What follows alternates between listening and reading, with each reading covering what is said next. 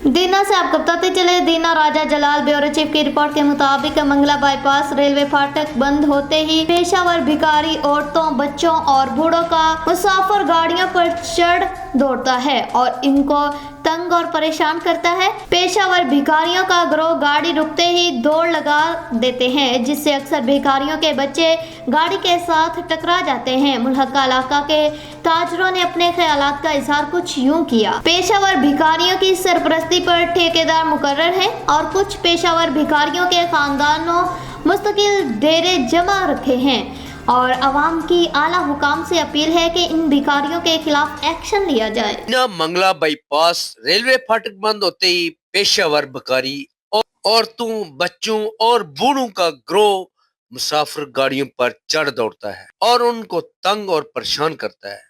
पेशावर भिखारियों का गिरोह गाड़ी रुकते ही दौड़ लगा देते, जिससे अक्सर भिखारियों के बच्चे गाड़ी के साथ टकरा जाते। मुल्हका इलाका के ताजरों ने